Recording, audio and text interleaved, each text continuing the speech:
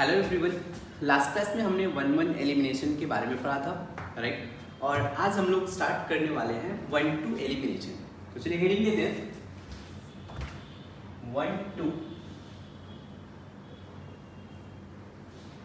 Elimination, या फिर हम इसको अल्फा बीटा एलिमिनेशन भी बोलते हैं। और जैसा कि आपको नेम से समझ में आ रहा होगा, यहाँ पे atom number 1 and atom number 2 से एलिमिनेशन होगा। चलिए कुछ सिंपल से एग्जांपल ले लेते हैं वन टू एलिमिनेशन का। मान लीजिए यहाँ पे कार्बन है, single bond carbon, leaving group attach होगा और लिविंग ग्रुप का अल्फा कार्बन बीटा कार्बन, मान लीजिए अल्फा कार्बन है, ये बीटा कार्बन है, बीटा कार्बन से हाइड्रोजन अटैच्ड है। तो यहाँ पे क्या होगा, अगर आपने कोई बी माइनस मतलब ये बेस है, अगर आप कोई बेस के साथ रिएक्शन करेंगे तो ये बी माइनस इस H प्लस के साथ रिएक्ट करके BH बनाएगा। मींस यहाँ से रिएक्शन होगा, ये बन जाएगा C double bond C plus BH plus leaving group Lg minus के फॉर्म में बाहर निकलेगा। तो ये बेसिकली रिएक्शन है वन टू एलिमिनेशन। तो आप यहाँ से देख रहे होंगे कि यहाँ पे atom number 1 and atom number 2 से एलिमिनेशन हो रहा है। Atom number 1 and atom number 2 से 1 से लिविंग ग्रुप एंड 2 से H बाहर जा रहा है, इसीलिए इसे बोल रहे हैं वन टू एलिमिनेशन। क्लियर है? अगर इसका मैकेनिज्म देखा जाए, यहाँ पे मैकेनिज्म की बात करें, मान लीजिए मॉलिक्यूल है C, यहाँ पे हाइड्रोजन है, सिंगल बॉन्ड कार्बन, यहाँ पे लिविंग ग्रुप है, बाकी यहाँ पे अल्काइल ग्रुप भी हो सकते हैं। सबसे पहले B माइनस आएगा। देखिए B माइनस क्या करेगा, ये B माइनस स्ट्रॉन्ग बेस है, तो बेस H प्लस पे अटैक करता है, राइट। तो ये जो लिविंग ग्रुप है, लिविंग ग्रुप का ये अल्फा कार्बन है और अल्फा कार्बन से अटैच्ड कार्बन को बीटा कार्बन बोलते हैं। तो बीटा कार्बन से अटैच्ड हाइड्रोजन को हम लोग बीटा हाइड्रोजन बोलेंगे। तो ये B माइनस इस H प्लस के साथ रिएक्ट करेगा, means B minus H plus को एलिमिनेट करेगा। ध्यान रखना है H प्लस के फॉर्म में बाहर जा रहा है, तो अगर यहाँ से H प्लस बाहर जा रहा है तो यहाँ पे C पे चार्ज क्या डेवलप होगा, माइनस। ये C माइनस, शायद आपको कुछ ऐसा रिएक्शन याद आ रहा होगा, C पे माइनस है, सिंगल बॉन्ड कार्बन पे क्लोरीन है। इंट्रामॉलिक्यूलर रिएक्शन आप कर सकते हैं। ये माइनस यहाँ पे आएगा, ये बॉन्ड बाहर जाएगा, मींस ये बन जाता है C double bond C plus leaving group minus. Clear है? कुछ वैसे ही हम लोग यहाँ पे सोचेंगे, B माइनस H प्लस के साथ रिएक्ट करके BH बनाएगा, C पे क्या आएगा, माइनस चार्ज। अब ऐसे सोचो कि ये बॉन्ड C माइनस इस पे अटैक करेगा, ये बॉन्ड यहाँ से बाहर निकल जाएगा। तो अगर मैं एरो डायग्राम से सोचूं तो B माइनस H के साथ बॉन्ड बनाएगा, ये CH बॉन्ड ब्रेक होकर C सिंगल बॉन्ड C पे अटैच होगा, कार्बन लिविंग ग्रुप के बीच का बॉन्ड ब्रेक हो जाएगा। तो क्या फॉर्म होगा, carbon double bond carbon plus BH plus Lg minus. I hope इतना क्लियर है। अब अगर मैं बात करूं कि यहाँ पे ट्रांजिशन स्टेट कैसा दिखता होगा, तो अगर ट्रांजिशन स्टेट के बारे में बात करेंगे, इमेजिन करिए B और H के बीच में पहले तो कोई बॉन्ड नहीं था, लेकिन यहाँ पे BH बॉन्ड बन गया। मींस ट्रांजिशन स्टेट में क्या हो रहा होगा, B और H के बीच में बॉन्ड फॉर्म हो रहा होगा, कार्बन हाइड्रोजन बॉन्ड ब्रेक हो रहा होगा, carbon single bond carbon already है, यहाँ पे एक new bond carbon carbon bond form हो रहा होगा और कार्बन एंड लिविंग ग्रुप के बीच में बॉन्ड ब्रेक हो रहा होगा। क्लियर है क्या? आप यहाँ से बोल सकते हैं कि ट्रांजिशन स्टेट कैसा दिखेगा, कार्बन सिंगल बॉन्ड कार्बन है, H है, B है, राइट। और यहाँ पे मैं लिविंग ग्रुप लिख देता हूँ। क्या होगा, B और H के बीच में बॉन्ड फॉर्म हो रहा होगा, और जो B माइनस है, जैसे जैसे इलेक्ट्रॉन डोनेट करेगा इस पे चार्ज डिक्रीज होते जाएगा, B पे मतलब डेल्टा माइनस चार्ज हो जाएगा, कार्बन हाइड्रोजन बॉन्ड ब्रेक होगा, कार्बन एंड कार्बन के बीच में न्यू डबल बॉन्ड फॉर्म हो रहा होगा and carbon and leaving group के बीच में बॉन्ड ब्रेक हो रहा होगा। और जैसे जैसे बॉन्ड ब्रेक होगा, लिविंग ग्रुप पे माइनस चार्ज डेवलप हो रहा होगा, मींस लिविंग ग्रुप पे डेल्टा माइनस चार्ज डेवलप होगा। मींस इस रिएक्शन का ये बेसिकली TS है। TS means transition state. Clear है क्या? चलिए जल्दी से मैकेनिज्म लिख लीजिए, फिर डिटेल में बात करते हैं।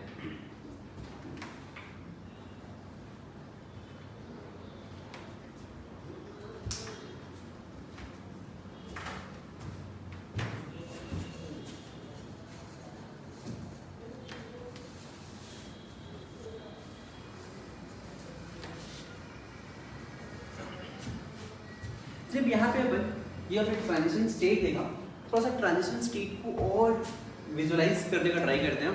तो चलिए हेडिंग दीजिए स्पेक्ट्रम ऑफ ट्रांजिशन स्टेट। तो अभी ट्रांजिशन स्टेट का स्पेक्ट्रम ड्रॉ करने का ट्राई करेंगे। तो ट्रांजिशन स्टेट में एग्जैक्टली हो क्या रहा है, अगर देखेंगे ट्रांजिशन स्टेट में तो यहाँ पे कार्बन हाइड्रोजन बॉन्ड ब्रेक हो रहा है, कार्बन लिविंग ग्रुप बॉन्ड ये भी बॉन्ड ब्रेक हो रहा है, दो बॉन्ड ब्रेक हो रहे होंगे और कार्बन एंड कार्बन के बीच में बॉन्ड फॉर्म हो रहा है। क्लियर है? चलिए मान लेते हैं केस 1।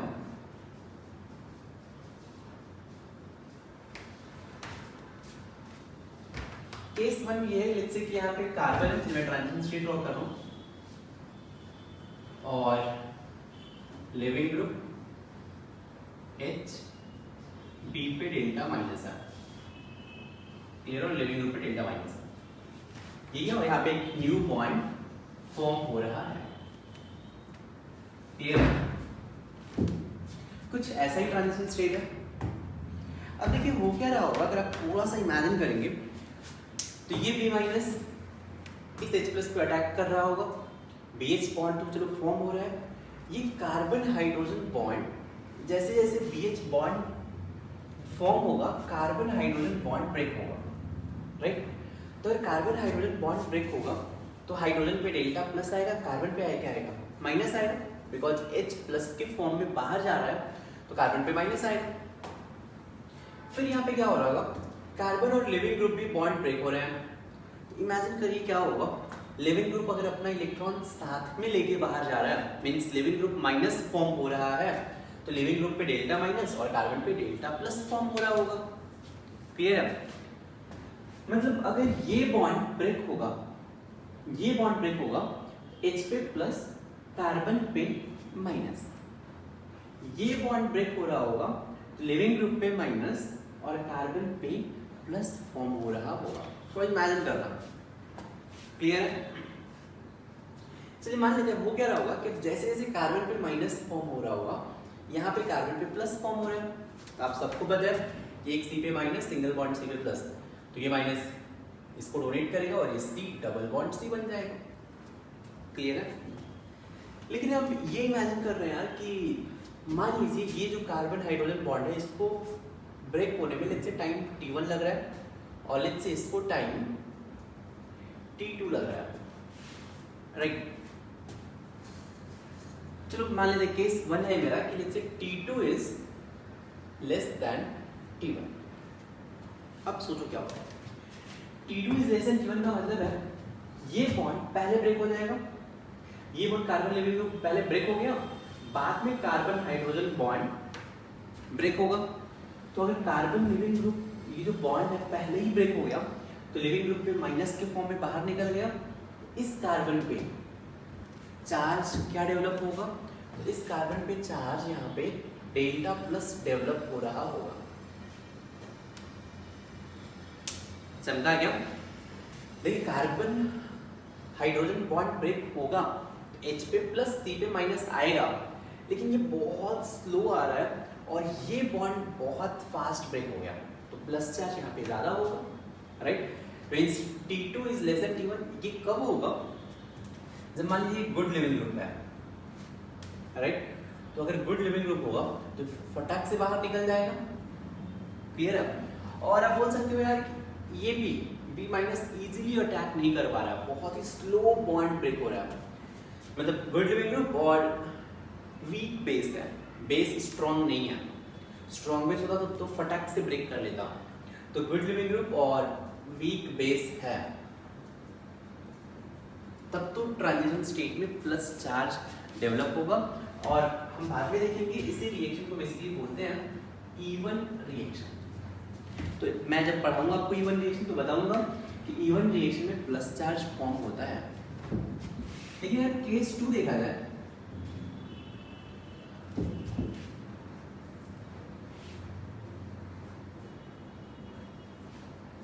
मीन्स मान लीजिए यहाँ पे लिविंग ग्रुप है और dot dot dot hydrogen B पे डेल्टा माइनस और डॉट डॉट डॉट। अब मान लीजिए केस 2 ये है कि चलो इसको टाइम तो T1 लग रहा है ब्रेक होने में और इसको बॉन्ड को ब्रेक होने में टाइम T2 लग रहा है। Let's say T1 is greater than T1 greater than T2 कब होगा?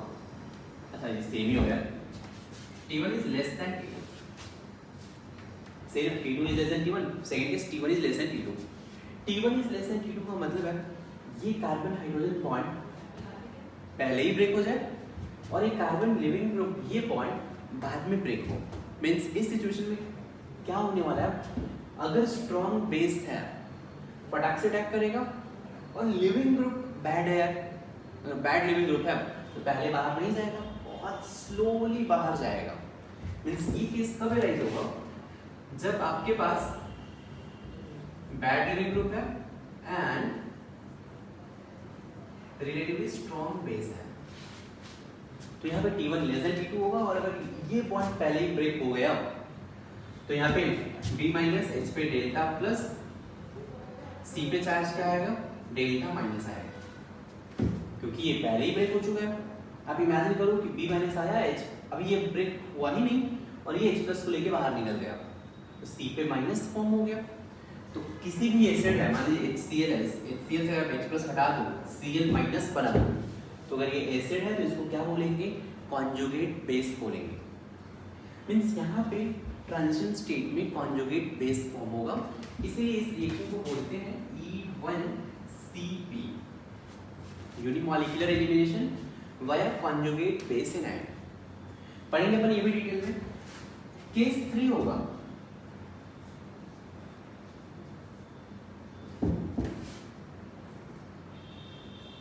B है H carbon single bond carbon leaving group और मान लीजिए T1 ये T2 लिविंग ग्रुप पे डेल्टा माइनस B पे डेल्टा माइनस और केस 3 मान लीजिए T1 approximately equal to T2 है, ठीक। तो अगर T1 इक्वल टू T2 है तो क्या होगा, जिस रेट से ये बॉन्ड ब्रेक हो रहा है उसी रेट से ये भी बॉन्ड ब्रेक हो रहा है।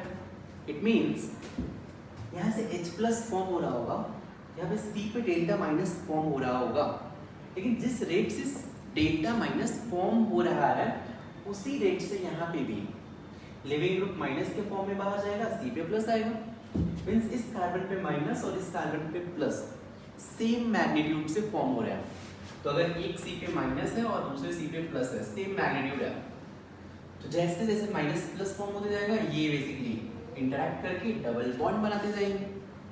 मींस इस केस में क्या होगा कि अगर दोनों का ही टाइम ऑलमोस्ट सेम हो, जितना माइनस यहाँ बन रहा है उतना ही प्लस यहाँ बन रहा है, तो दोनों माइनस प्लस मिलके डबल बॉन्ड बनते जा रहे होंगे। क्लियर है? तो यहाँ पे क्या होगा कि ट्रांजिशन स्टेट में कोई चार्ज नहीं होगा, ट्रांजिशन स्टेट में बेसिकली डबल बॉन्ड कैरेक्टर होगा। तो बोल सकते हैं कि यहाँ पे ट्रांजिशन स्टेट में डबल बॉन्ड कैरेक्टर होगा और इस रिएक्शन को बोलते हैं E2 रिएक्शन। यहाँ पे ट्रांजिशन स्टेट में कौन सा चार्ज होगा, positive charge. The transition state is having carbocation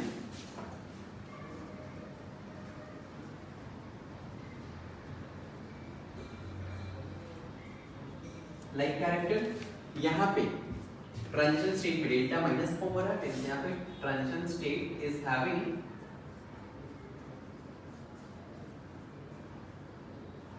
कार्बेनाइन like character. तो चलिए आपको ये तीनों केस समझ में आया होगा कि यहाँ पे 3 पॉसिबिलिटी है, अपन ने तीनों भी डिस्कस कर लिया। CH बॉन्ड और carbon leaving group bond break होने वाला था। CH बॉन्ड ब्रेक होगा तो कार्बन पे माइनस आएगा, carbon leaving group bond break होगा तो कार्बन पे माइनस फॉर्म होगा, राइट, सॉरी कार्बन पे प्लस फॉर्म होगा। अगर CH बॉन्ड पहले ब्रेक हो जाए तो कार्बन पे माइनस फॉर्म होगा, कार्बन लिविंग ग्रुप बॉन्ड पहले ब्रेक हो जाए तो कार्बन पे प्लस फॉर्म होगा, दोनों सेम रेट से ब्रेक हो तो फिर यहाँ पे चार्ज डेवलप नहीं होगा, डबल बॉन्ड कैरेक्टर आएगा। क्लियर? और इसी रिएक्शन को बोलते हैं E2 रिएक्शन। ये नोट कर लीजिए।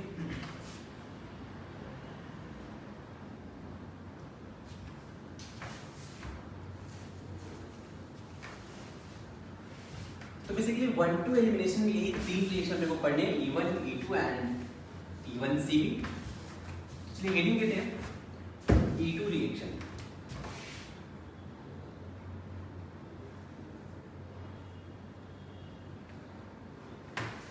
आपको नेम समझ में आ रहा होगा, सेलिंग हो बाइमॉलिक्यूलर एलिमिनेशन रिएक्शन। आपको E2 रिएक्शन क्या है समझ में आ रहा होगा, यही लास्ट वाला कि मान लीजिए carbon hydrogen single bond carbon leaving group में P- आएगा, ये बनेगा carbon double bond carbon plus BH plus leaving group. ये बेसिकली E2 है, लेकिन E2 में क्या होना चाहिए, मतलब ये 1-2 एलिमिनेशन है, ये 1-2 एलिमिनेशन E2 कब होगा, जब B- carbon hydrogen single bond carbon leaving group ये इस पर अटैक कर रहा होगा, ये बॉन्ड यहाँ ब्रेक हो रहा होगा, ये बॉन्ड यहाँ से बाहर जा रहा होगा, सब साइमल्टेनियस हो रहे होंगे, तो ये क्या फॉर्म हो जाएगा, C double bond C plus BH plus leaving group minus, मतलब ये सिंगल स्टेप में ये B- इस पर अटैक कर रहा होगा, ये CH बॉन्ड है C पे माइनस फॉर्म होके इस पर अटैक कर रहा होगा, ये बाहर जा रहा होगा, तो इस सिंगल स्टेप में सारे प्रोसेस हो रहे हैं, तो फिर इसे बोलेंगे E2 रिएक्शन। चलिए नोट कर लीजिए और चलिए इसमें पॉइंट लिखिए।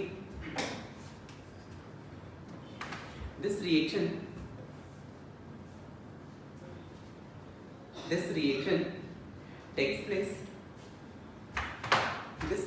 takes place in single step.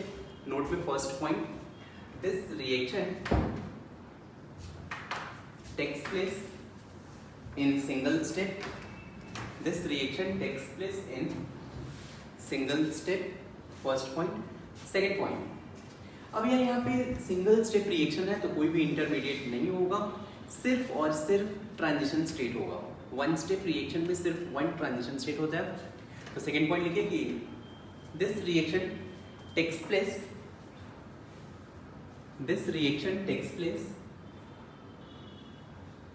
via transition state. This reaction takes place via transition state. Third point, आप बोल सकते हैं कि rate of reaction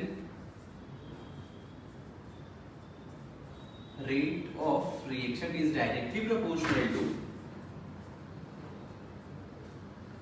stability of transition state. Rate of reaction is directly proportional to stability of transition state. And since आपको पता है E2 का transition state alkyne like character होता है, मींस डबल बॉन्ड कैरेक्टर होता है, तो आप बोल सकते हैं directly proportional to stability of alkene form. Rate of reaction is directly proportional to stability of alkene form.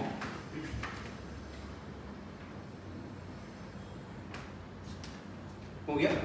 लेकिन अब यहाँ पे ध्यान रखें कि अगर जैसे दो अल्कीन है, दोनों सेम अल्कीन, दो रिएक्शन दे दें, दोनों में सेम अल्कीन फॉर्म हो रहे हैं, तो अगर सेम अल्कीन फॉर्म हो रहे हैं इस सिचुएशन में आप बोल सकते हैं कि rate of reaction is directly proportional to leaving tendency of X minus. लेकिन ध्यान रखें ये कब यूज करेंगे, जब अल्कीन सेम होगा तो. नेक्स्ट पॉइंट लिखिए कि if alkyne formed is same. Next point,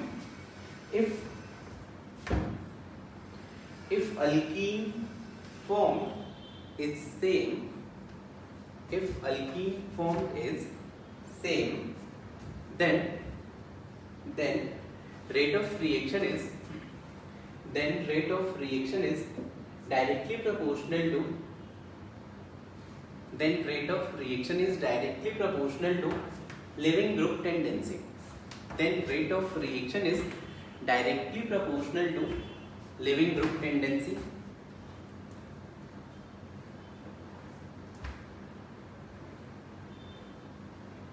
चलिए हो गया. फिर नेक्स्ट पॉइंट आप नोट कर सकते हैं. यहाँ पे नेक्स्ट पॉइंट लिखिए कि अब देखिए यहाँ पे लेट्स से किसी मॉलिक्यूल के पास आपसे पूछे कि कितने स्ट्रक्चर ऑफ अल्कीन फॉर्म हो सकते हैं, तो अगर इस मॉलिक्यूल के पास one type of beta hydrogen है तो just one structure of alkene form होगा। लेकिन किसी मॉलिक्यूल में मान लीजिए कार्बन है, लिविंग ग्रुप है, कार्बन कार्बन कार्बन, यहाँ भी हाइड्रोजन यहाँ भी हाइड्रोजन, ये दोनों डिफरेंट टाइप्स ऑफ हाइड्रोजन है, और ये अल्फा कार्बन, ये बीटा कार्बन, ये भी बीटा कार्बन। तो दोनों का टाइप्स ऑफ हाइड्रोजन अगर आप देखेंगे तो ये दोनों डिफरेंट होंगे। टाइप्स ऑफ हाइड्रोजन पता है ना? आपको नहीं समझ में आ रहा है, ध्यान से देखें। कार्बन कार्बन कार्बन हाइड्रोजन, और मान लीजिए यहाँ पे लिविंग ग्रुप है। तो अगर मैं इसमें बोलूँ कि बीटा हाइड्रोजन कौन सा है, तो ये लिविंग ग्रुप से अटैच्ड कार्बन अल्फा कार्बन से अटैच्ड हाइड्रोजन बीटा हाइड्रोजन है। राइट, यहाँ पे सिर्फ एक ही बीटा हाइड्रोजन है। मान लीजिए यहाँ पे अगर हाइड्रोजन है तो दोनों सेम टाइप के बीटा हाइड्रोजन है। सिंस यहाँ पे one type of beta hydrogen है तो यहाँ पे सिर्फ और सिर्फ वन टाइप ऑफ अल्कीन बनेगा। ये इधर आएगा, ये बाहर निकल गया। लेकिन अगर आपको ऐसा सिचुएशन आ जाए, carbon single bond carbon leaving group, ये अल्फा कार्बन, ये बीटा, दोनों डिफरेंट टाइप के हाइड्रोजन है। राइट, दोनों का टाइप डिफरेंट है। आपको पता है टाइप ऑफ हाइड्रोजन पता होगा। तो यार इस सिचुएशन में क्या होगा, अगर मैं इस हाइड्रोजन को हटाऊंगा तो मुझे यहाँ से डबल बॉन्ड मिलेगा, सी सिंगल बॉन्ड से डबल बॉन्ड से, यहाँ से डबल बॉन्ड मिलेगा। अगर मैं इस हाइड्रोजन को हटाऊं इस सिचुएशन में मुझे सी सिंगल बॉन्ड से डबल बॉन्ड से सिंगल बॉन्ड से, ये मुझे अल्कीन मिलेगा।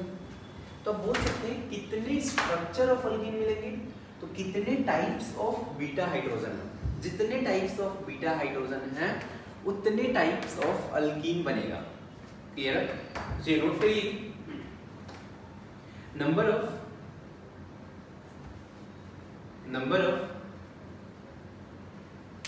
number of different structure of alkene formed, number of different structure of alkene formed, number of different structure of alkene formed, number of different structure of alkene formed equals to number of different types of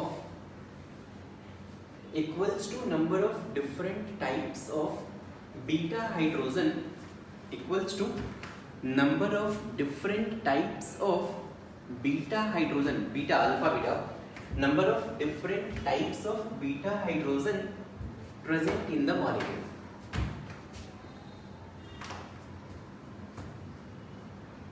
Equals to number of different types of beta hydrogen present in the molecule. हो गया?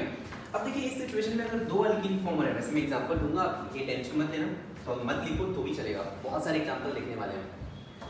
अगर दो alkyne form हो रहे हैं, अब आपसे पूछेंगे कौन सा मेजर प्रोडक्ट होगा।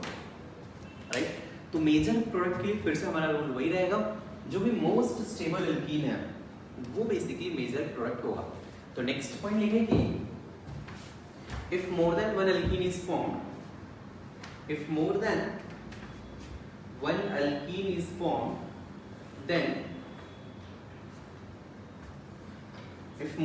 one alkene is formed, then most stable alkene will be major product.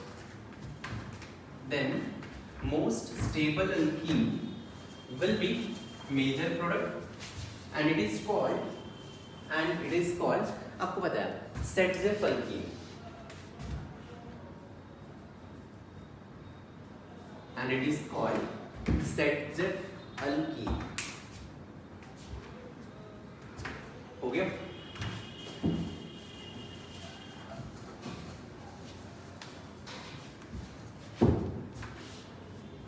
तो जो नेक्स्ट आता है, हेडिंग दीजिए काइनेटिक्स इन E2 रिएक्शन। E2 रिएक्शन का काइनेटिक्स देखते हैं। केमिकल काइनेटिक्स में आपको पता है क्या होता है, ये वन स्टेप रिएक्शन है, तो यही स्टेप आरडीएस है, सब कुछ यही है।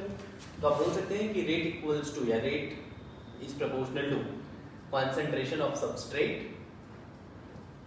सबस्ट्रेट मींस ये है और ये रिएजेंट है, रिएजेंट बेसिकली यहाँ पे बेस है, तो concentration of substrate into base, clear है? यही होगा। तो अगर मैं बोलूं कि order with respect to substrate,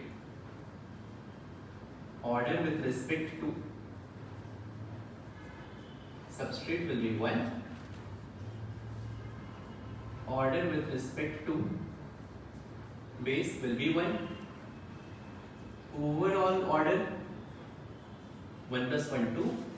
इस रिएक्शन का मॉलिक्युलरिटी क्या होगा? तो अगर मॉलिक्युलरिटी की बात करें तो यहाँ पे आप देख सकते हैं इस रिएक्शन में मॉलिक्युलरिटी इसका 1 plus 1 2 है। इस स्टेट में 2 मॉलिक्यूल पार्टिसिपेट कर रहे हैं, मॉलिक्युलरिटी 2 है, इसीलिए इस रिएक्शन को बोलेंगे E2 रिएक्शन। E2 मींस 2 ये बाई मॉलिक्यूलर है, मतलब इसका मॉलिक्युलरिटी शो करता है by molecular. E means elimination.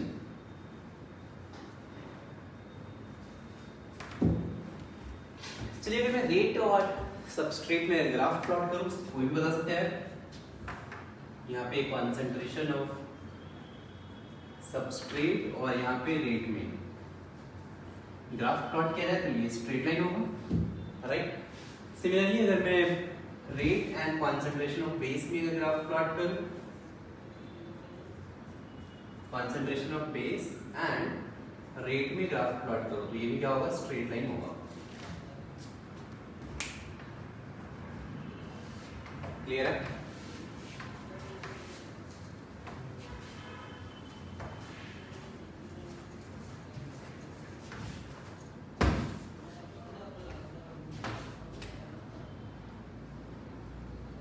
चलिए नेक्स्ट आते हैं, नेक्स्ट हेडिंग दीजिए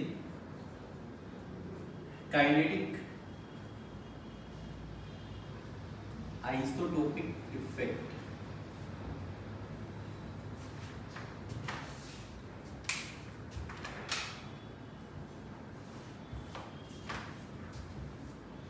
चलिए समझने का ट्राई करते हैं काइनेटिक आइसोटोपिक इफेक्ट क्या होता है। काइनेटिक मतलब समझ में आ रहा है आपको? केमिकल काइनेटिक्स में अपन रेट की बात करते हैं। आइसोटोपिक इफेक्ट मींस मान लीजिए कोई रिएक्शन है A to B, राइट। अगर आपने A का डिफरेंट आइसोटोप ले लिया, let's say A dash, A dash क्या है? A का ही डिफरेंट आइसोटोप है, फिर से कुछ प्रोडक्ट बनेगा, राइट। तो अगर आपने रिएक्टेंट में किसी भी एटम का अगर आइसोटोप चेंज किया, क्या बोला मैंने? रिएक्शन में किसी भी एटम का आइसोटोप चेंज किया और आइसोटोप चेंज करने के बाद रेट ऑफ रिएक्शन चेंज हो जाए। फिर से बोल रहा हूं, रिएक्शन में अगर किसी भी एक एटम का आपने आइसोटोप चेंज किया और आइसोटोप चेंज करने के बाद रेट ऑफ रिएक्शन चेंज हो जाए तो इस इफेक्ट को बोलते हैं काइनेटिक आइसोटोपिक इफेक्ट। बहुत ही सिंपल है, आइसोटोप चेंज किया, रेट का काइनेटिक्स, सॉरी रिएक्शन का काइनेटिक्स या रिएक्शन का रेट चेंज हो जाए तो इस इफेक्ट को क्या बोलेंगे? Kinetic isotopic effect. इसलिए इसमें एक लाइन लिखिए कि if rate of reaction, if rate of reaction depends on,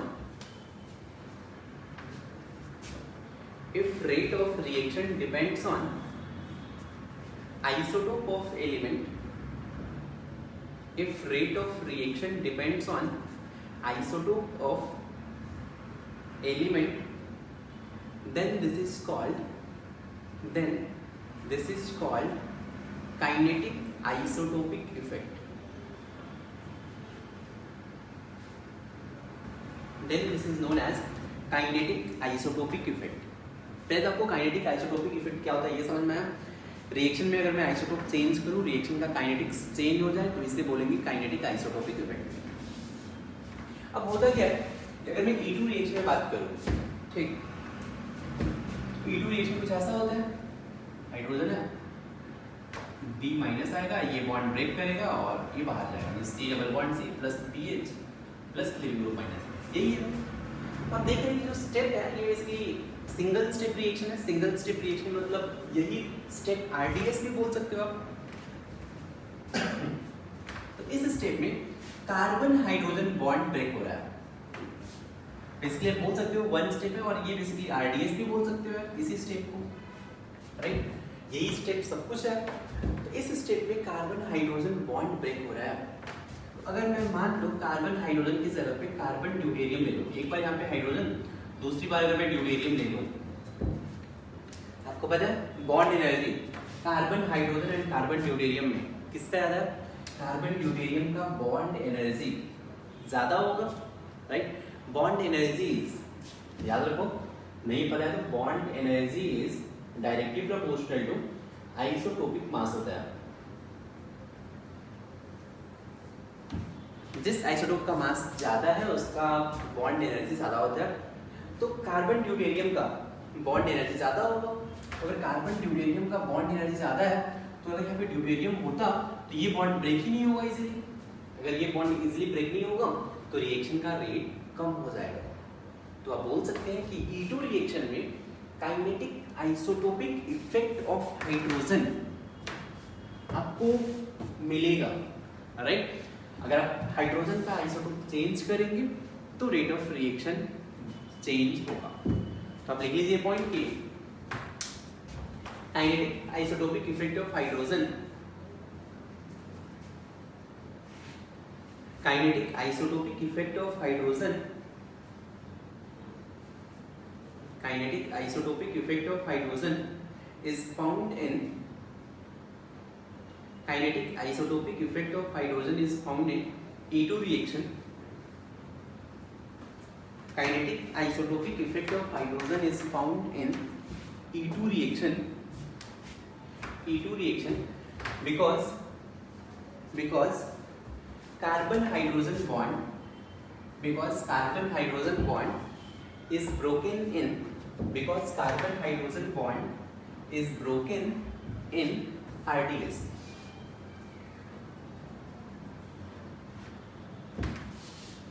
clear है? मतलब अगर मैं आपको ऐसे एग्जांपल ले लूं,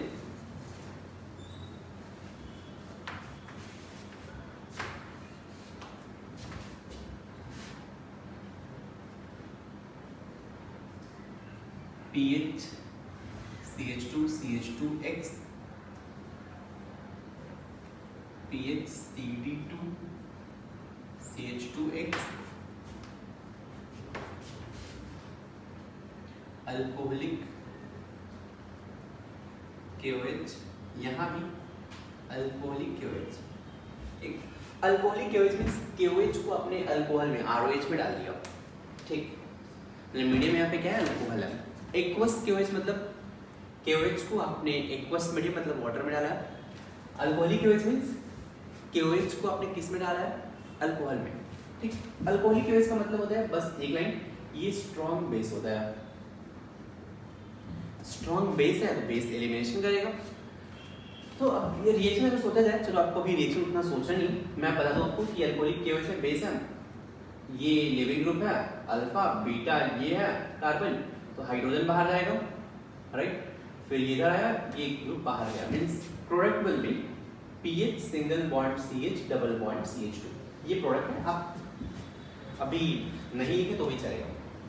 सेकंड में क्या होगा कि यहाँ पे इस कार्बन से अटैच्ड हैलोजन है, तो ये कार्बन अल्फा कार्बन है, अल्फा कार्बन से अटैच्ड कार्बन बीटा कार्बन है, तो यहाँ का ड्यूटेरियम जाएगा, अब यहाँ तो हाइड्रोजन है नहीं, ड्यूटेरियम जाएगा, तो बन जाएगा PH single bond CD double bond CH2। आपको सिर्फ बताना ही है कि फर्स्ट रिएक्शन के रेट को अगर मैं R1 से रिप्रेजेंट करूं, सेकंड रिएक्शन के रेट को R2 से, तो R1 एंड R2 में किसका वैल्यू ज्यादा होगा? आप बता सकते हैं। यहाँ पे काइनेटिक आइसोटोपिक इफेक्ट ऑब्जर्व होगा, तो कार्बन हाइड्रोजन बॉन्ड ब्रेक हो रहा है, यहाँ पे कार्बन ड्यूटेरियम बॉन्ड ब्रेक हो रहा है। कार्बन ड्यूटेरियम स्ट्रॉन्ग बॉन्ड है, कार्बन हाइड्रोजन वीक बॉन्ड है, वीक बॉन्ड है, फटाक से ब्रेक होगा, फटाक से ब्रेक होगा तो रेट ज्यादा होगा। इट मींस आप बोल सकते हो R1 is greater than R2। अगर आपको ये रिएक्शन दिया है तो बोल सकते हो rate of first reaction will be more than rate of second reaction.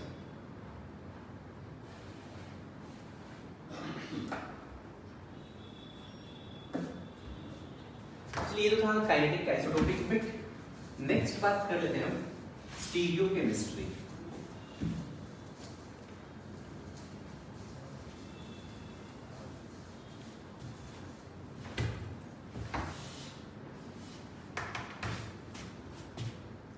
Heading कीजिए stereo chemistry in E2 reaction. अब से अगर स्टीरियो केमिस्ट्री की बात करें तो देखो यार, एलिमिनेशन जो होता है E2 मतलब बाई मॉलिक्यूलर एलिमिनेशन, तो दो टाइप के एलिमिनेशन होते हैं। एक होता है spin elimination, spin elimination, and second होता है, मैं थोड़ा सा इधर लिख देता हूँ,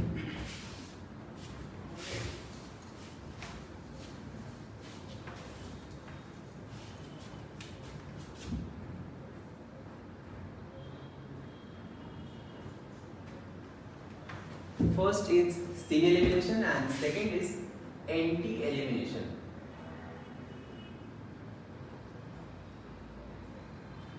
ठीक, पहले दोनों में डिफरेंस समझने का ट्राई करते हैं।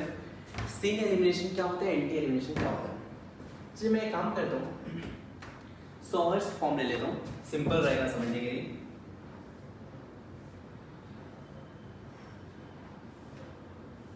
मान यहाँ पे ग्रुप है R1, ग्रुप R2, यहाँ पे R3, यहाँ पे R4 और यहाँ पे लिविंग ग्रुप है, यहाँ पे हाइड्रोजन है। ठीक, और एंटी एलिमिनेशन के लिए चलो मैं यहाँ पे ड्रॉ कर लेता हूँ, हाइड्रोजन R1 R2, यहाँ पे एंटी फॉर्म मिल गया, तो लिविंग ग्रुप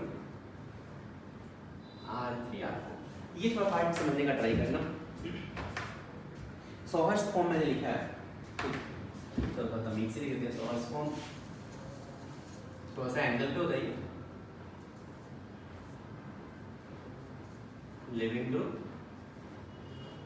R3 R4।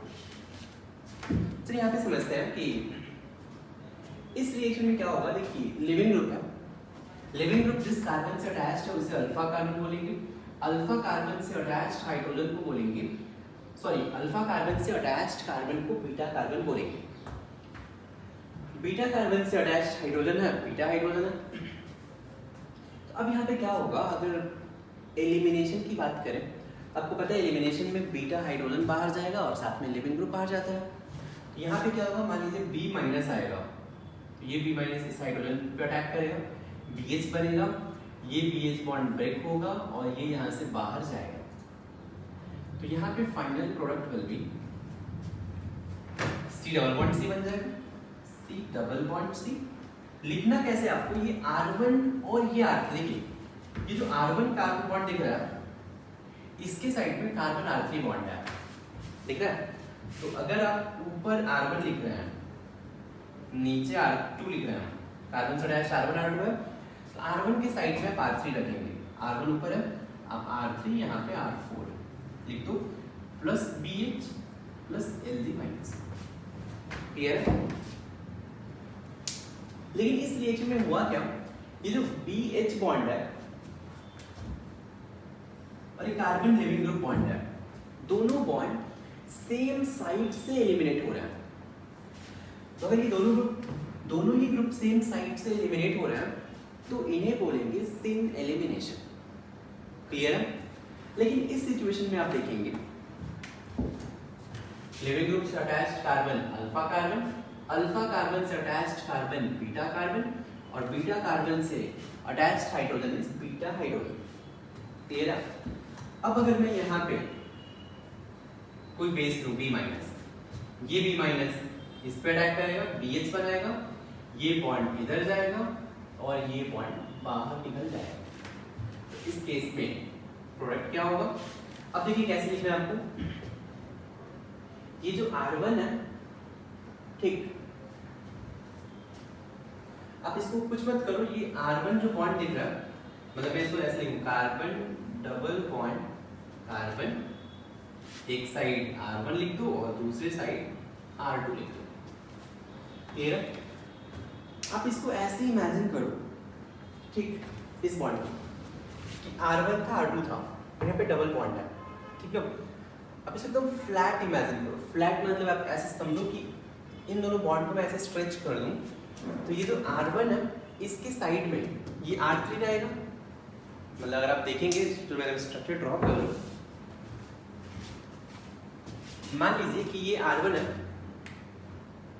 ये प्लेन के अंदर जा रहा है और R2 प्लेन के बाहर है, राइट। ये वेज पे मैंने लिखा है, उसको डैश पे लिखा है। तो R2 बाहर है और R1 अंदर है, ये ऐसे ही देखिएगा। और ये BH बॉन्ड ये प्लेन में है, R1 अंदर है। यहाँ पे अगर आप देखेंगे तो यहाँ पे ये बॉन्ड बाहर होता है, ठीक, ये बॉन्ड बाहर होता है और ये बॉन्ड ऐसे अंदर होता है, ठीक। तो ये R1 R2 था, यहाँ पे R3 अंदर है, R4 बाहर है। थोड़ा सा इमेजिन करो 3D में, ये R3 bond, carbon R3 bond अंदर है, कार्बन R4 बॉन्ड बाहर है, ऐसे ऊपर यहाँ से लिविंग ग्रुप था, लिविंग ग्रुप बाहर निकल गया। यहाँ पे R1 अंदर था, R2 बाहर था। आपको क्या करना है, ऊपर से देखना है। आपको जिस साइड R1 रहेगा, R1 अंदर है, यहाँ भी R3 क्या दिखेगा, अंदर ही दिखेगा। मीन्स कार्बन से अटैच्ड ये R3 और ये क्या हो जाएगा R4 plus BH plus leaving group minus. I hope इतना क्लियर है। तो ये होता है स्टेन एलिमिनेशन। यहाँ पे क्या हो रहा है कि जिस साइड से कार्बन हाइड्रोजन बॉन्ड ब्रेक हो रहा है, उसके अपोजिट साइड से carbon leaving group bond break हो रहा है, इसीलिए इसे बोलते हैं एंटी एलिमिनेशन। सिंस ये दोनों अपोजिट साइड से बॉन्ड ब्रेक हो रहे हैं, इसीलिए ये एंटी एलिमिनेशन है। क्लियर है? लेकिन इन दोनों में से कौन सा प्रीफर करेंगे? E2 रिएक्शन में कौन सा एलिमिनेशन होता है? तो of course anti elimination prefer करते हैं। मींस E2 रिएक्शन में एंटी एलिमिनेशन होता है। डाउट आएगा कि ऐसा क्यों, स्टेन एलिमिनेशन क्यों नहीं होता है, एंटी एलिमिनेशन क्यों प्रीफर करते हैं? देखो इसके बहुत सारे रीजन हैं। फर्स्ट रीजन मैं ये देख सकता हूँ कि स्टेन एलिमिनेशन होने के लिए मॉलिक्यूल का ये एक्लिप्स्ड फॉर्म है, ये मॉलिक्यूल का स्टैगर्ड फॉर्म है, राइट। तो स्टेन एलिमिनेशन होने के लिए मॉलिक्यूल को एक्लिप्स्ड फॉर्म में आना पड़ेगा, एंटी एलिमिनेशन होने के लिए मॉलिक्यूल को स्टैगर्ड फॉर्म में आना पड़ेगा। एक्लिप्स्ड एंड स्टैगर्ड में स्टैगर्ड मोर स्टेबल है, मॉलिक्यूल इस फॉर्म में रहना पसंद करेगा, तो ये एलिमिनेशन इजी होगा। First point. सेकंड लॉजिक ये है यार कि ये जो B माइनस आ रहा है, स्टेन एलिमिनेशन में क्या होगा, जिस साइड से B माइनस नेगेटिव है, लिविंग ग्रुप के पास भी नेगेटिव होता है। तो जिस साइड से B माइनस आ रहा है, उसी साइड से लिविंग ग्रुप भी जा रहा है, तो B माइनस और लिविंग ग्रुप के बीच में रिपल्शन होगा। ऑफ कोर्स दोनों सेम साइड है, इनके बीच में रिपल्शन होगा। लेकिन एंटी एलिमिनेशन में B माइनस का और ये लिविंग ग्रुप अपोजिट साइड से बाहर जा रहा है, तो B माइनस और लिविंग ग्रुप के बीच में कोई रिपल्शन होगा क्या? बिल्कुल नहीं। स्टेन एलिमिनेशन में क्या होगा, B माइनस आ रहा है और उसी साइड से लिविंग ग्रुप को बाहर जाना है, तो थोड़ा बहुत ये रिपल्शन ऑब्जर्व करेगा, तो इसको बाहर जाना डिफिकल्ट होगा। तो सिंस एंटी एलिमिनेशन में बेस और लिविंग ग्रुप में रिपल्शन मिनिमम होता है, इसीलिए ये एलिमिनेशन प्रेफर करते हैं। फर्स्ट पॉइंट क्या बताया था, anti elimination basically more stable staggered form में होता है, इसीलिए मोर कन्वीनियंट है। सेकंड, यहाँ पे स्टेन एलिमिनेशन में कमिंग बेस और लिविंग ग्रुप में रिपल्शन होगा, जो कि अच्छा नहीं है। यहाँ पे B माइनस और लिविंग ग्रुप के बीच में कोई रिपल्शन नहीं होगा, इसीलिए एंटी एलिमिनेशन प्रेफर करेंगे। थर्ड जो सबसे इंपॉर्टेंट है, मतलब मेन लॉजिक तो यही थर्ड ही है, आप मॉलिक्यूलर ऑर्बिटल थ्योरी से बता सकते हैं, ठीक। आप इसको थोड़ा विजुलाइज नहीं कर सकते, लेकिन फिर भी मैं आपको बताने का ट्राई कर रहा हूँ। होता है कि ये जो न्यू बॉन्ड फॉर्म हो रहा है, ठीक, डबल बॉन्ड बन रहा है, according to MOT molecular orbital theory, new bond always HOMO and LUMO interaction से बनता है। जो डोनर होता है उसका होमो होता है, जो एक्सेप्टर होता है उसका लूमो होता है। और ये जो होमो और लूमो ओवरलैपिंग है, ये बैक साइड से बहुत ज़्यादा इफेक्टिव होता है। ये पॉइंट आप ध्यान रखें, फिर मैं एक्सप्लेन कर पाऊंगा। होमो एंड लूमो इंटरैक्शन कौन से साइड से इफेक्टिव होते हैं? तो होमो लूमो इंटरैक्शन बैक साइड से मोर इफेक्टिव होता है। अब देखो यार, BH ये डोनेट कर रहा है, ये एक्सेप्ट कर रहा है कार्बन। इस कार्बन का जो होमो होगा, ये कार्बन एक्सेप्ट कर रहा है, इसका लूमो होगा, राइट। लेकिन यार इन दोनों का होमो और लूमो सेम डायरेक्शन में होंगे। इस बॉन्ड का जो होमो होगा, हाईएस्ट ऑक्यूपाइड मॉलिक्यूलर ऑर्बिटल, और इसका लूमो सेम साइड में है।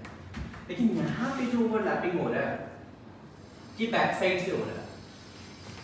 तो एंटी एलिमिनेशन में होमो और लुमो ट्रांजिशन बैक साइड से होगा, जो कि मोर इफेक्टिव है। इसीलिए कौन सा एलिमिनेशन प्रीफर करेंगे? एंटी एलिमिनेशन प्रीफर करेंगे। क्लियर है? तो चलिए लिख लीजिए इसमें पॉइंट। आई होप आप ये सब तो लिख लिए होंगे, पहले ही लिखे हुए हैं, मैंने तो बहुत अच्छा कुछ कर लिया। आपने ड्रॉ कर लिया। लिखिए इसमें कि anti elimination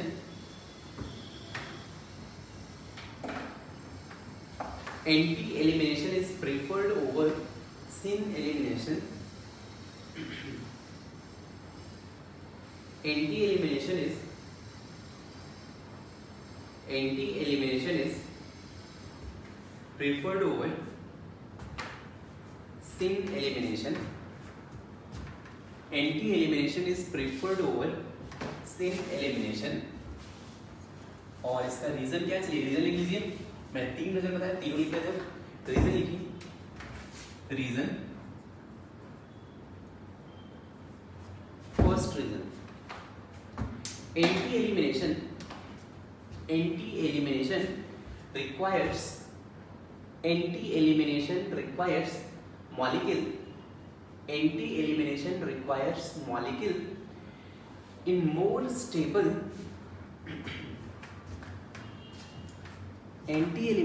requires molecule in more stable staggered conformation. Anti elimination requires molecule in more stable staggered conformation. First logic. Second logic, in anti elimination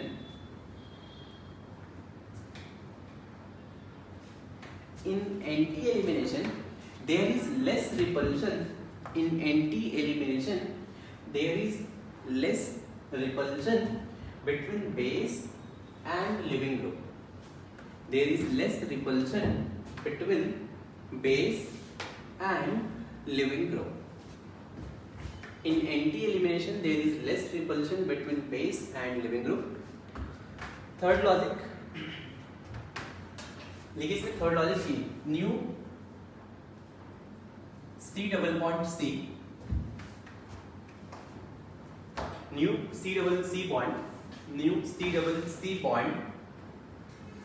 is formed by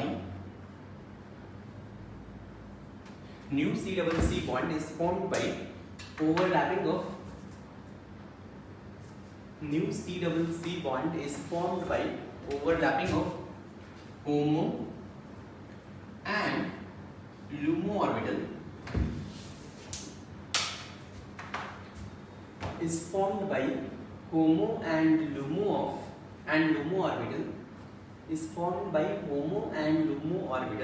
highest occupied molecular orbital and lowest unoccupied molecular orbital, which is more feasible from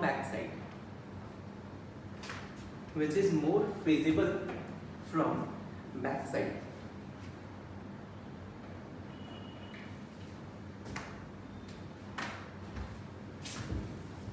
चलिए हो गया। सिर्फ stereo chemistry के बाद एक चीज का ध्यान रखना कि अगर कोई स्ट्रॉन्ग न्यूक्लियोफाइल है, ध्यान रखना स्ट्रॉन्ग न्यूक्लियोफाइल है तो ये न्यूक्लियोफिलिक सब्स्टिट्यूशन रिएक्शन देगा, राइट। लेकिन कोई स्ट्रॉन्ग बेस है तो बेस यहाँ पे कार्बन हाइड्रोजन ये H+ पे अटैक करेगा। तो अगर बेस है फिर ये एलिमिनेशन रिएक्शन देगा। मतलब स्ट्रॉन्ग बेस प्रिफर करेगा एलिमिनेशन रिएक्शन और स्ट्रॉन्ग न्यूक्लियोफाइल प्रिफर करेगा सब्स्टिट्यूशन रिएक्शन। ये आप चाहें तो नोट में लिख सकते हैं कि नोट में लिखिए कि स्ट्रॉन्ग बेस, नोट में लिखिए first point, strong base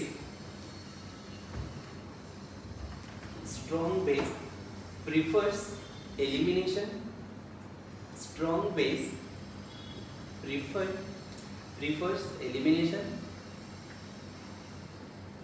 Strong base prefers elimination, and strong nucleophile prefers substitution. Strong nucleophile prefers substitution. Clear first point. Second point आप समझे कि नोट में सेकंड पॉइंट, एक्वस KOH का मतलब होता है KOH इन वाटर, मतलब ये KOH है, K प्लस OH माइनस है और वाटर है, मतलब OH माइनस है। लेकिन कहीं आपको अल्कोहलिक KOH दे दे, मतलब अल्कोहल है और उसमें KOH डाला है, मतलब K plus OH minus plus ROH है, तो अल्कोहलिक KOH का मतलब KOH इन अल्कोहल, तो ये रिएक्शन होगा और ये बनाएगा ये बन जाएगा RO माइनस प्लस H2O, ये ऐसे रहेगा KOH plus RO, K plus को नल्ला हटाओ, OH माइनस और ROH, RO minus plus H2O। आपको पता है RO माइनस यहाँ पे मेन रीजन होता है, यहाँ पे OH माइनस होता है।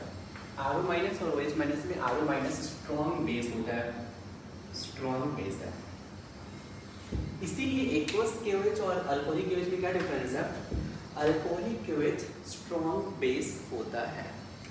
आप चाहे तो लिख लीजिए कि अल्कोहलिक KOH, सेकंड पॉइंट लिखिए पहले, alcoholic KOH is strong base, strong base है तो क्या प्रीफर करेगा, सब्स्टिट्यूशन या फिर एलिमिनेशन, क्या प्रीफर करेगा, एलिमिनेशन। तो आप लिखिए कि alcoholic KOH is strong base so it prefers elimination, so it prefers elimination।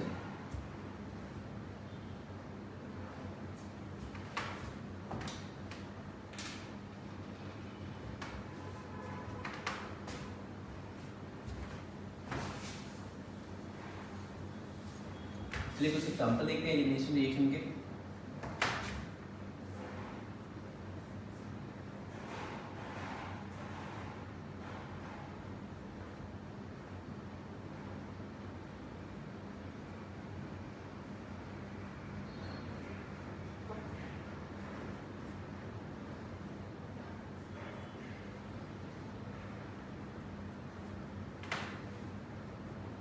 Alcoholic KOH और हीट कर सकते हो, अल्कोहलिक KOH का मतलब आपको एलिमिनेशन करना है, ध्यान रखें।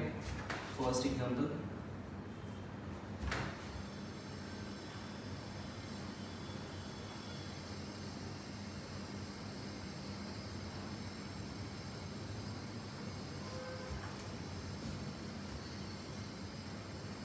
से काम करें, हम ऊपर हाइड्रोजन लिख लो, नीचे मिथाइल लिख लो,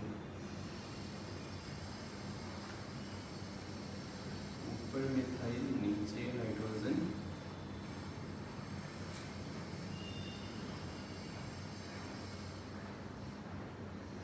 और ऊपर हाइड्रोजन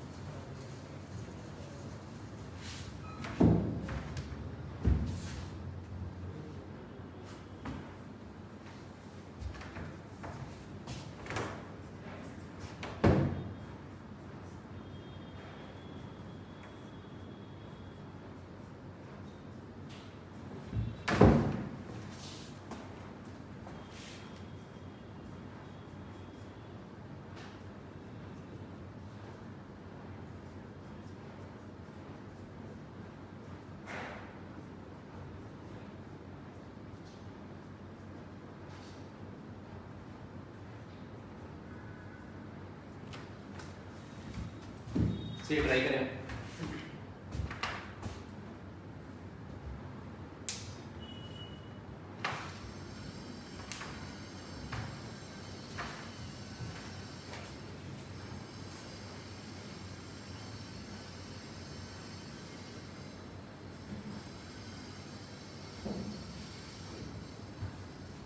चलो देखिए, एक चीज ध्यान रखना कि जिस साइड से लिविंग ग्रुप जाएगा उसके अपोजिट साइड से हाइड्रोजन जाना चाहिए। यही होता है एंटी एलिमिनेशन, राइट। अल्कोहलिक की वजह से मतलब एलिमिनेशन करेंगे। ध्यान में क्या रखना है, लिविंग ग्रुप यहाँ पे कौन है, क्लोरीन है, ऊपर है। अगर क्लोरीन ऊपर है तो अल्फा कार्बन यहाँ पे बीटा कार्बन है, बीटा कार्बन यहाँ पे है। याद रखो बस, एक अल्फा से अगर लिविंग ग्रुप जा रहा है तो बीटा से हाइड्रोजन जाना चाहिए, राइट। और याद रखो नंबर 1 पॉइंट बीटा से हाइड्रोजन जाएगा, नंबर 2 पॉइंट क्लोरीन अगर ऊपर है तो हाइड्रोजन नीचे होना चाहिए, तभी एंटी एलिमिनेशन होगा, अपोजिट साइड से एलिमिनेशन होगा। मुझे हाइड्रोजन नीचे चाहिए, तो यहाँ पे हाइड्रोजन नीचे है, यहाँ पे नहीं है, इसलिए कौन सा जाएगा, ये हाइड्रोजन जाएगा, ये क्लोरीन जाएगा। मींस प्रोडक्ट विल बी,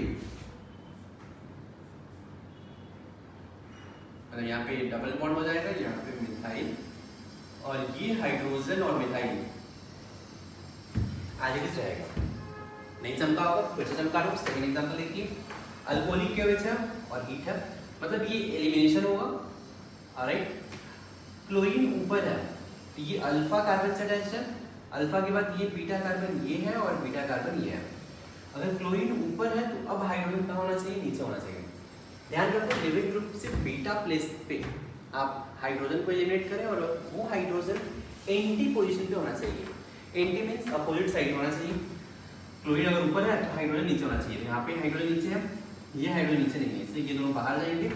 क्या बन जाएंगे यहाँ से, मिथाइल डबल बॉन्ड, यहाँ का हाइड्रोजन होगा, यहाँ पे मिथाइल अटैच होगा। क्लियर है। थर्ड में देखा जाए, क्लोरीन अल्फा बीटा ये भी है, बीटा ये भी है। बीटा पे तो यहाँ पे हाइड्रोजन है ही, दोनों मिथाइल है, बात ही नहीं करेंगे। यहाँ पे चेक करते हैं, क्लोरीन ऊपर है, हाइड्रोजन नीचे है। ड्यूटेरियम और हाइड्रोजन में कौन जाएगा, तो जो क्लोरीन के एंटी प्लेस पे होगा। एंटी एलिमिनेशन होता है, ये ध्यान में रखें। तो एंटी पार्ट पे हाइड्रोजन है तो ये बाहर जाएगा, मींस ये बनने वाला है ड्यूटेरियम डबल बॉन्ड 2 मिथाइल। यहाँ पे देखते हैं, क्लोरीन है, एंटी प्लेस पे आपको दिख रहा है ड्यूटेरियम है, यहाँ पे तो बीटा पे है ही नहीं कुछ। अब तो आप एक्सपोर्ट हो गया। चलिए यहाँ पे डबल बॉन्ड 2 मिथाइल, क्लियर है, और ये हाइड्रोजन रहेगा। इस केस में देखा जाए, क्लोरीन बीटा पे ये भी हाइड्रोजन है और यहाँ भी हाइड्रोजन है, दोनों बन जाएंगे, तो अपन दोनों को प्रोडक्ट लिखेंगे। फिनाइल यहाँ पे डबल बॉन्ड, एक बार मैं यहाँ पे methyl hydrogen, one time in दोनों को एलिमिनेट करके प्रोडक्ट लिखा, सेकेंड टाइम इन दोनों को एलिमिनेट करके प्रोडक्ट लिखूंगा। तो phenyl hydrogen double bond methyl. Major कौन सा होगा, जो मोर स्टेबल अल्कीन है, तो ये वाला अल्कीन बेंजीन के साथ रेजोनेंस में है, इसलिए ये वाला मेजर होगा। क्लियर है। 8-6 में देखा जाता है, क्लोरीन दोनों साइड हाइड्रोजन है, कोई भी एक एलिमिनेट कर दो सब सेम ही है, ये क्या बन जाएगा, डबल बॉन्ड हो जाएगा, राइट। 7th में अल्फा बीटा पे यहाँ पे हाइड्रोजन है, ऑफ कोर्स इस हाइड्रोजन को रिमूव नहीं करेंगे, ये sp2 हाइब्रिडाइज्ड अटैच है। ये गलती मत करना कभी, sp2 कार्बन से अटैच हाइड्रोजन को एलिमिनेट नहीं करना है। इस हाइड्रोजन को एलिमिनेट करेंगे तो क्या बन जाएगा, ये यहाँ भी इसको एलिमिनेट नहीं करेंगे, इस हाइड्रोजन को एलिमिनेट करेंगे, क्या बन जाएगा, बेंजीन। यहाँ पे देखिए हो गया। तो आप E2 रिएक्शन बहुत इजीली कर सकते हो। ध्यान रखना, अभी तक मैंने अल्कोहलिक KOH के रिएक्शन में करवा दिया, ठीक। तो मैं कुछ और भी प्रॉब्लम प्रैक्टिस करेंगे, ऑलराइट।